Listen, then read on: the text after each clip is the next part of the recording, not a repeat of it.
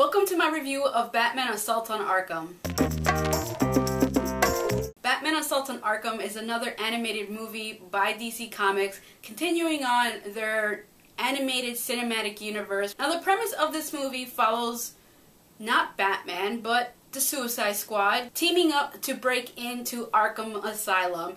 They are sent there and are kind of forced to team up to do this on a mission. And then Batman so happens to also be in this movie trying to find this bomb that he's trying to defuse that Joker planted. This is not really a Batman film. This is a Task Force X Suicide Squad movie. That's what should have been on the title of this film, because they are the main force of this movie. You get introduced to them in this movie, you find out how they get teamed up.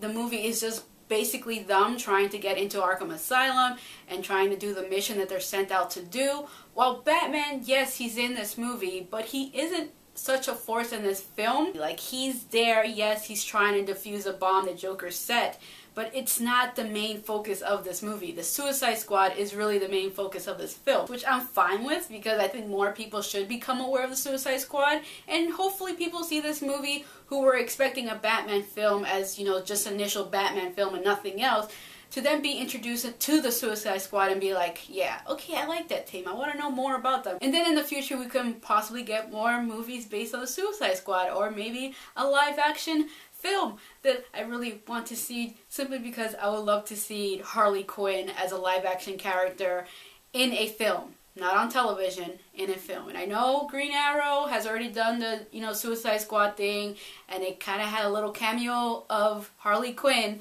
but me personally, I want to see a live action Suicide Squad movie with Harley Quinn and Deadshot and everybody else who is part of the Suicide Squad every now and then. And another complaint I have for this movie is the fact that what they did with the Suicide Squad, with the majority of them, was kind of disheartening, because I'm not going to go into spoilers or anything like that, but they do things to them that I was like, why would you do that? You're basically doing something that if you want to continue this story with these characters, you kind of can't. You're kind of stuck with just a small portion of them, because you basically did something to them that kind of limits them in the future. And I was kind of bothered by that. But then again, the Suicide Squad has characters that come in and out. They always change it up every so often. I mean, the main characters, I believe, for the Suicide Squad is Harley Quinn and Deadshot.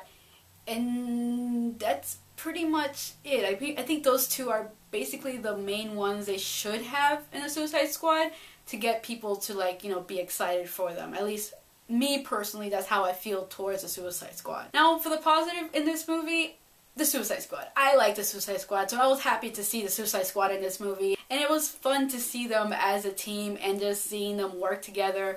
And the other thing that I really loved about this movie, and just love about DC Comics, is that they don't shy away when it comes to violence and just sex.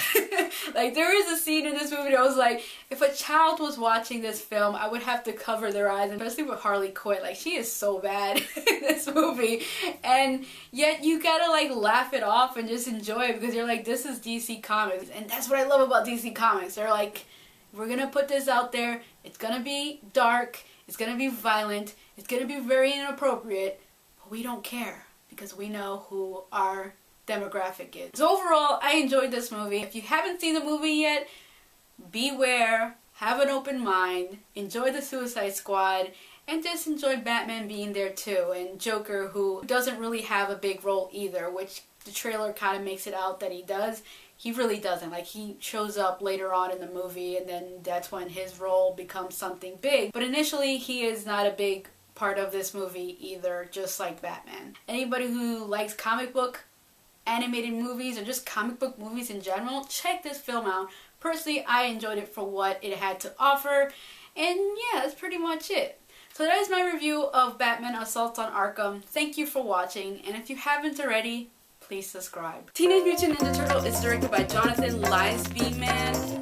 I don't know how you pronounce his name. Anyways, it stars Megan Fox, Will Arquette, William Fichtner, and a bunch of other actors and actresses.